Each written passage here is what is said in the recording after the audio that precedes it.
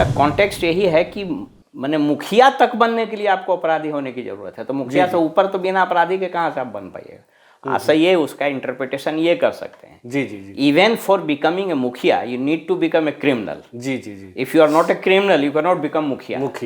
तो ये कहना है। तो ये तो हकीकत है। तो करप्शन का अगर इंडेक्स बन जाए ना तो इंडिया में बिहार टॉप पर है, टॉप पर है करप्शन का। तो इस तरह का नंगा नाच हम लोगों ने पूरे जीवन में नहीं देखा कि बिहार में लगभग 1 लाख करोड़ रुपए का सालाना लूट हो रहा है। 1 लाख। और ये हम जवाबदेही के साथ बता रहे हैं। मुख्यमंत्री जी को कोई यादाश्त नहीं है, मुख्यमंत्री जी बिल्कुल अचेत अवस्था में है।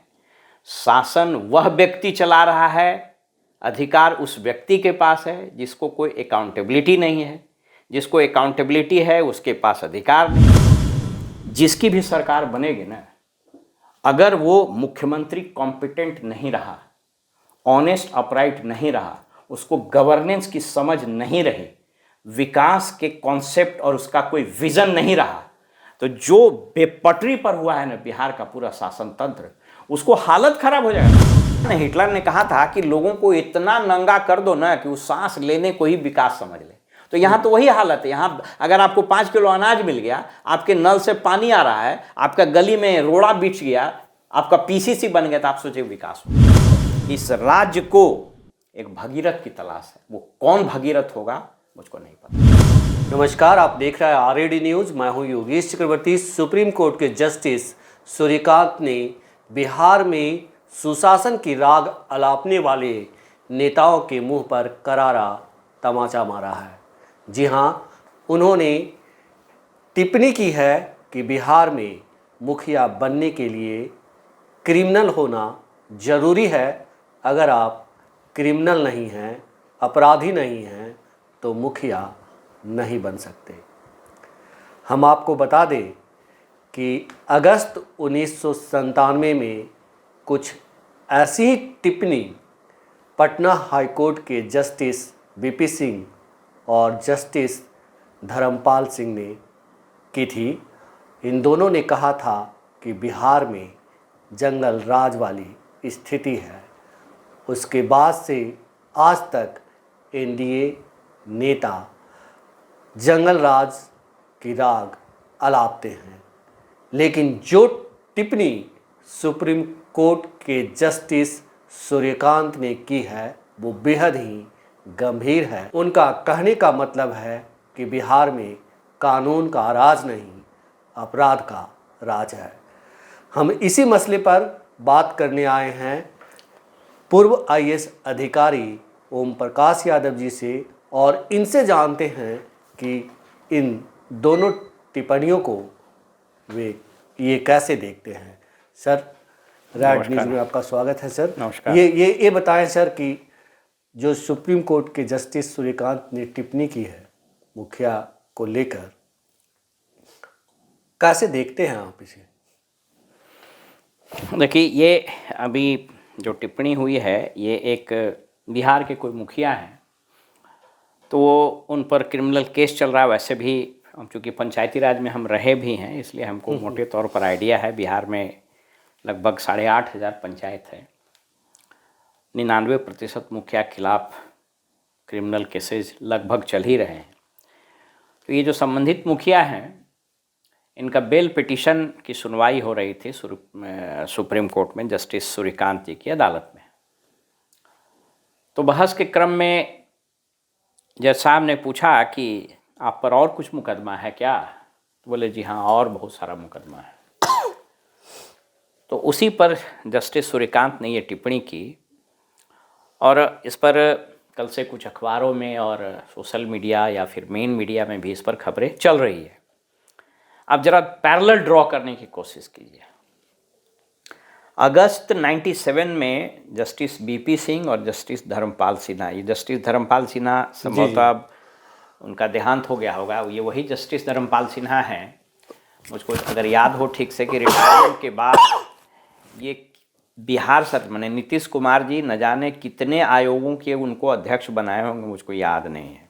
एक चावल धान अधिप्राप्ति वाला एक मैटर था, उसमें भी एक जांच आयोग बना। तो अगर अच्छा, ये धर्मपाल सिन्हा जिन्होंने जंगल राज वाली टिप्पणी की थी। हाँ, तो रिटायरमेंट के बाद ये नीतीश जी के शासन में कई एक आयोगों के रिटायर्ड लोग बनते हैं, तो ये भी कई एक आयोगों के अध्यक्ष बने। तो जस्ट हम एक पैरेलल ड्रॉ करने की कोशिश कर रहे हैं कि आप सोच करके देखिए कि 97 में, तो अगर जो पॉलिटिकल कमेंटेटर या फिर और जो मीडिया है या फिर जो इंटेलिजेंशिया वर्ग है, वो इसको ऐसे समझ सकता है कि अगर पटना हाई कोर्ट के जज ने कहा कि बिहार में, हालांकि जंगल राज शब्द का प्रयोग उस वक्त भी नहीं किया था, जो परिस्थितियां बताई थी कि इस तरह की है 97 में लॉ एंड ऑर्डर का कोलैप्स होने का, गवर्नेंस के कोलैप्स होने का, तो उसके कॉन्टेक्स्ट में उन्होंने बोला था। तो जिस पर बाद में मीडिया ने उसको एक वर्ड दे दिया, जंगल राज एज सच करके कोई कमेंट उसमें नहीं आता जहाँ तक मुझको स्मरण है। तो अब सुप्रीम कोर्ट ने कह दिया है, तो हाई कोर्ट से तो बड़ा सुप्रीम कोर्ट ने है।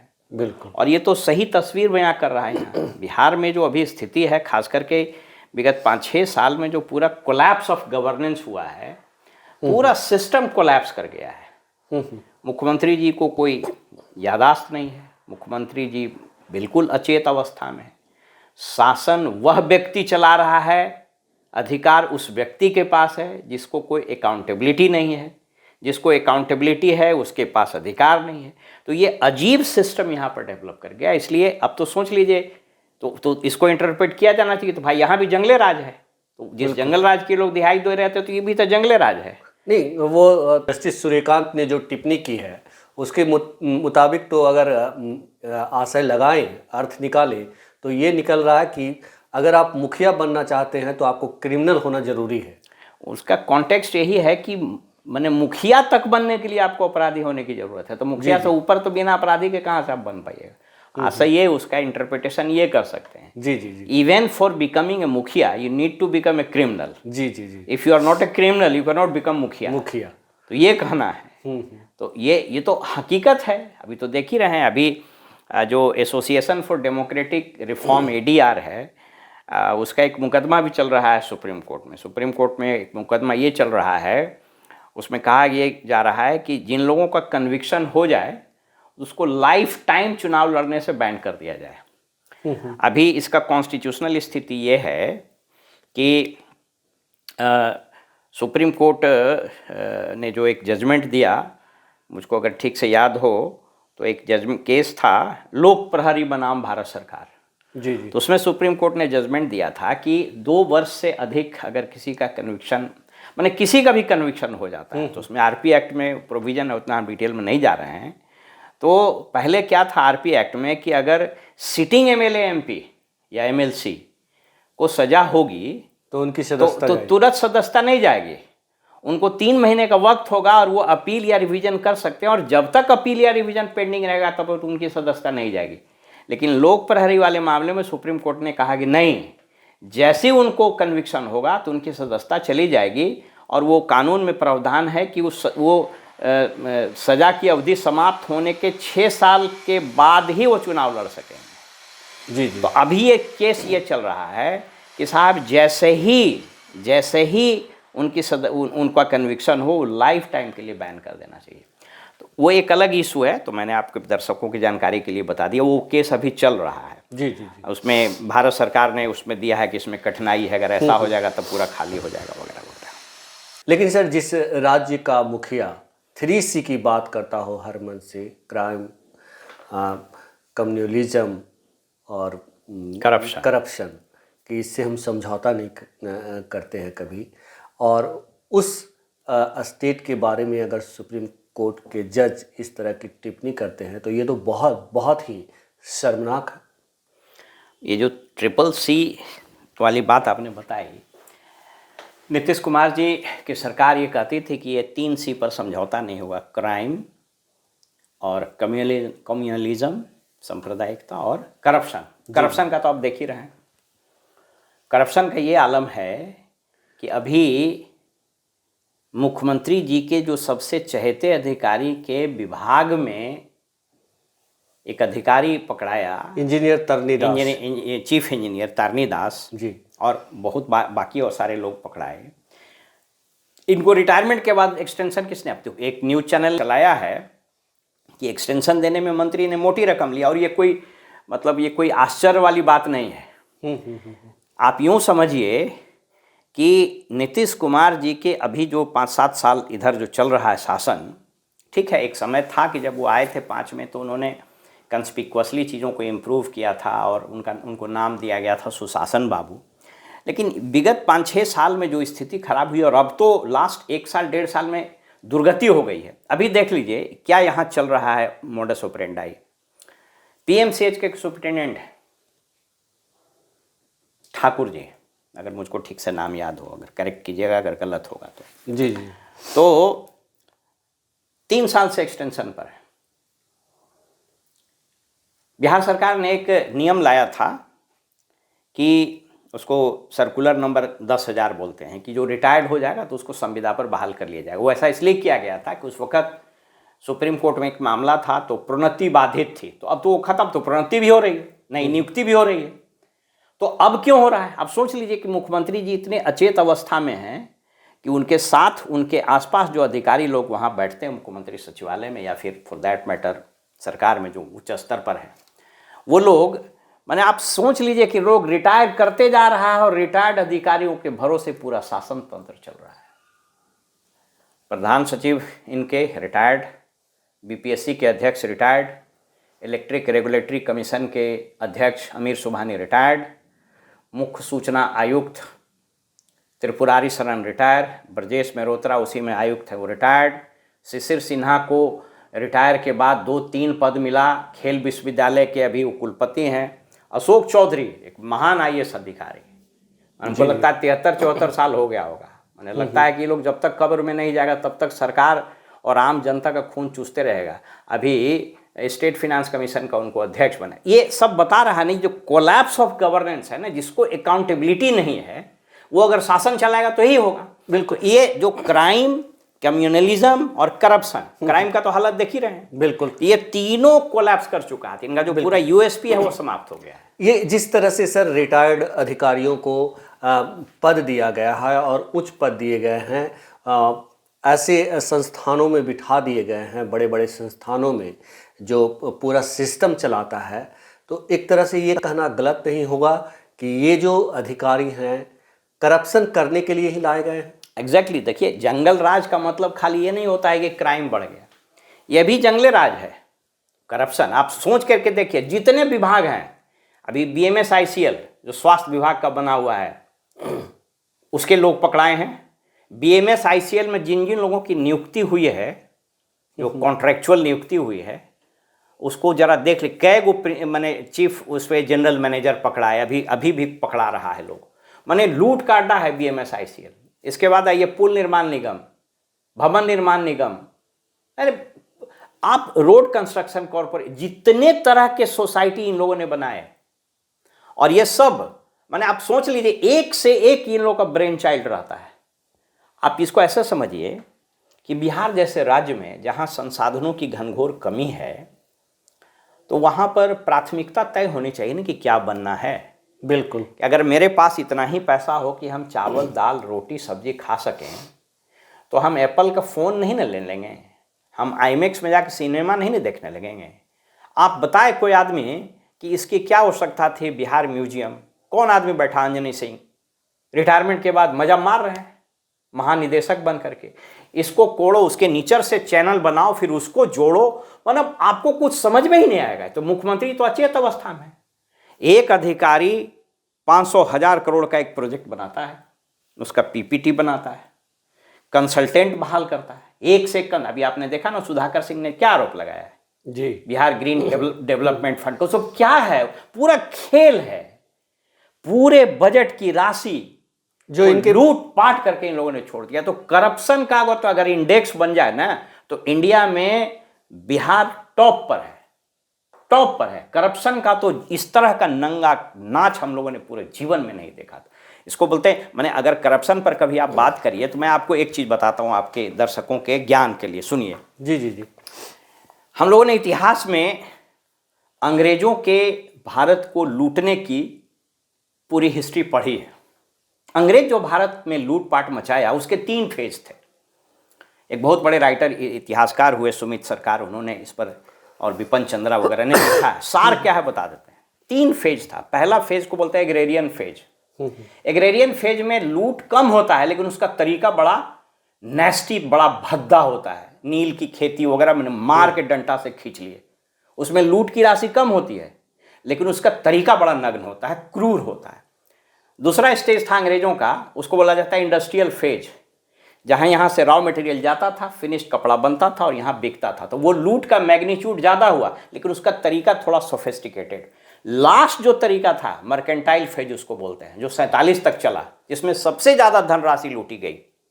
इस पर तो रिसर्च भी हुआ है, 47 ट्रिलियन डॉलर कहीं कहीं बताया जा रहा है कि लूट हुआ। तो जो चौथा स्टेज था मर्केंटाइल फेज का, वो तरीका इतना सोफिस्टिकेटेड था कि किसी को पता ही नहीं चलता था और उसमें माल बहुत लूटा गया।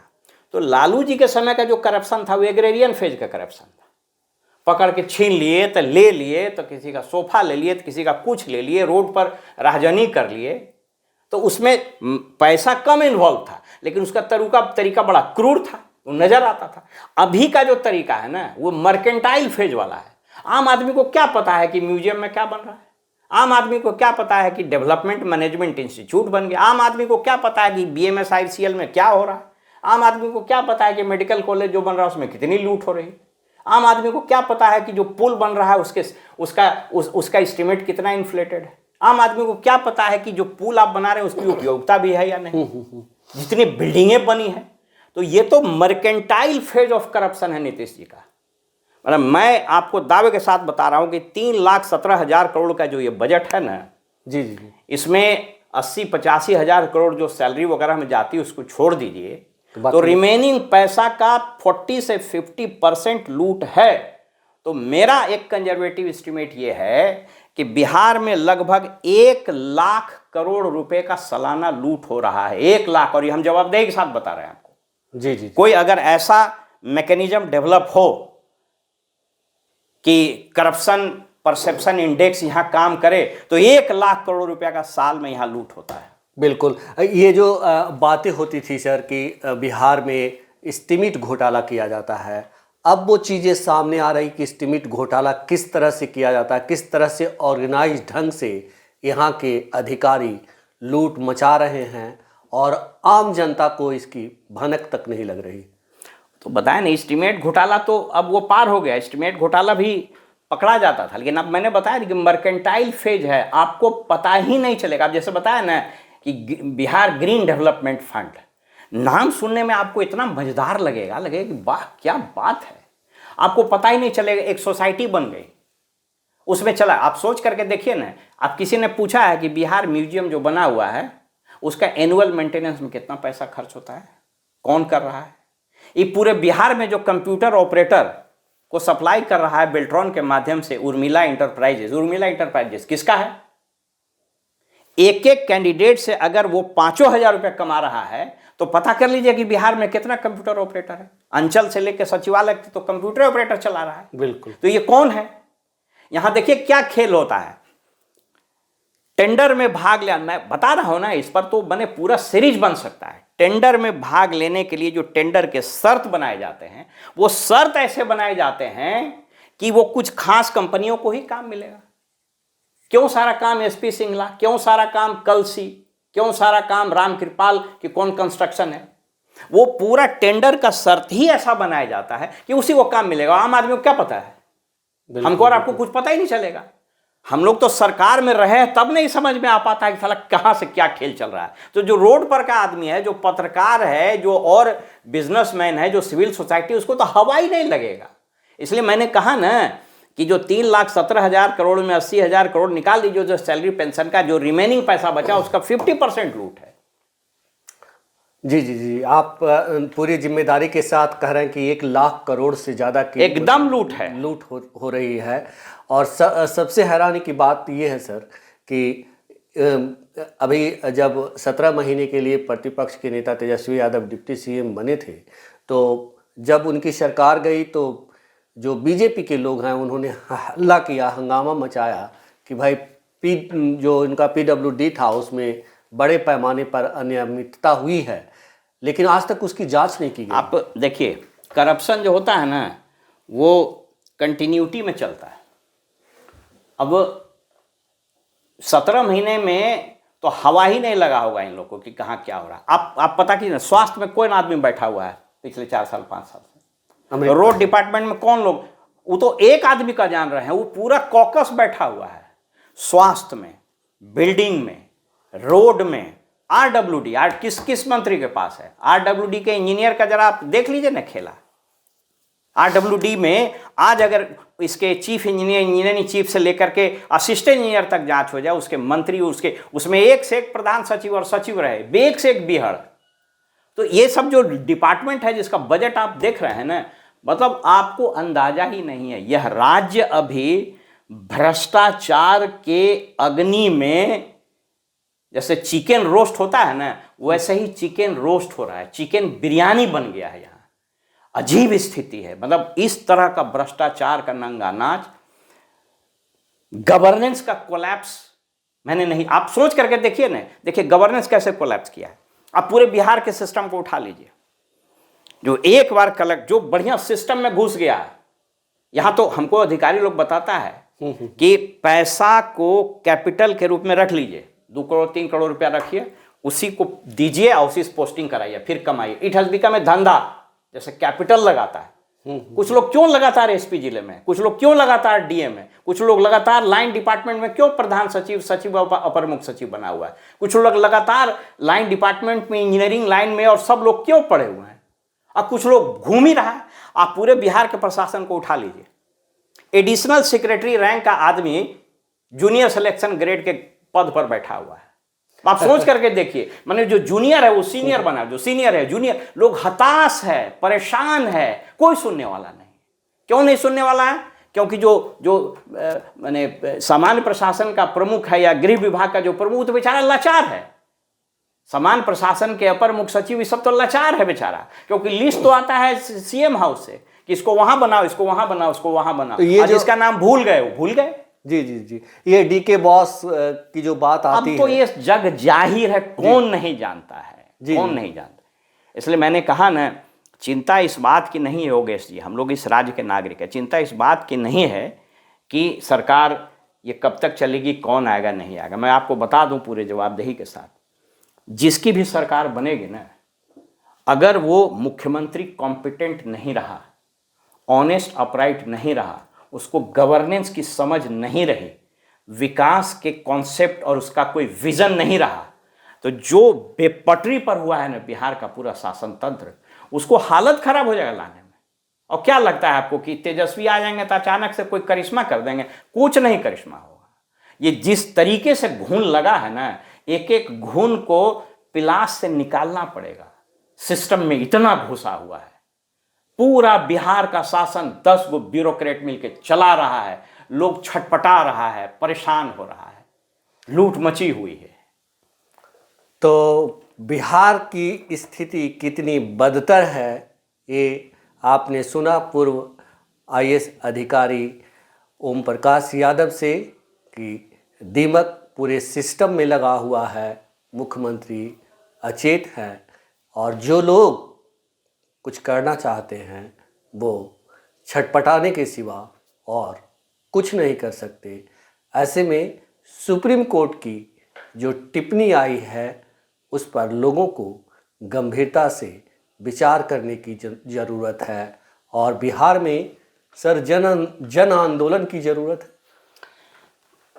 जन आंदोलन तो ठीक है, वो भी हो सकता है, लोग कर सकते हैं, लेकिन मेरा एक दूसरा परसेप्शन होता है। देखिए अब क्या है ना, यह सरकार नहीं, व्यवस्था बदलना पड़ेगा। पूरा सिस्टम कोलैप्स कर गया है। माने हम राष्ट्रीय स्तर पर भी अगर कोई इस पर बहुत बड़ा व्यापक बहस भी हो सकता है कि आप सोच करके देखिए कि जिस तरीके से सरकार के 3 अंग, state, legislature, executive and judiciary का भी अब आप देख ही रहे हैं क्या स्थिति है। मतलब अगर आप एक सेंसिबल नागरिक हैं, क्योंकि हम लोग बिहार सेंटर की बात कर रहे हैं, तो अगर सेंसिबल नागरिक हैं तो आपको लगता है, और आपने ठीक ही प्रश्न कहा, देखिए होता क्या ना, समाज बहुत वाइब्रेंट होता है, और जो परिवर्तन होता है ना वो समाज से ही होता है। हम लोगों ने किस तरह का समाज बना दिया है, आप सोच करके देखिए ना, हम लोगों ने ऐसा समाज बना दिया जो 5 किलो अनाज पर निर्भर है। 84 करोड़ लोगों को 5 किलो अनाज मिल गया, उसी में बम बम है, उसको अलग से सोचने की जरूरत ही नहीं। किसी ने कहा ना, हिटलर ने कहा था कि लोगों को इतना नंगा कर दो ना कि वो सांस लेने को ही विकास समझ ले। तो यहाँ तो वही हालत है। यहाँ अगर आपको 5 किलो अनाज मिल गया, आपके नल से पानी आ रहा है, आपका गली में रोड़ा बिछ गया, आपका पीसीसी बन गया, तो आप सोचे विकास हो गया। तो ये बदलाव की जरूरत तो है, और मुझको लगता है कि ये बदलाव सोसाइटी से ही आएगा, कहीं ना कहीं तो आएगा, कोई ना कोई तो। मतलब मैं आपको ये कहूँ कि इस राज्य को एक भगीरथ की तलाश है, वो कौन भगीरथ होगा मुझको नहीं पता है। तो सर ने बड़ी बात कह दी, और कहते हैं कि कोई ना कोई ऐसा होता है और कोई ना कोई समय के साथ आता है। तो फिलहाल बिहार को इसका इंतज़ार है, भले ही देर हो, लेकिन हम लोग तो यही चाहेंगे कि मौजूदा जो अक्टूबर में चुनाव होगा उसी में कोई भागीरथ निकल कर आए और बिहार को तारे, बिहार को बचाए। फिलहाल इतना ही। आप हमें फेसबुक पर फॉलो करें, यूट्यूब पर सब्सक्राइब करें, लाइक करें, शेयर करें और कमेंट्स कर अपना महत्वपूर्ण विचार और सुझाव जरूर दें। धन्यवाद।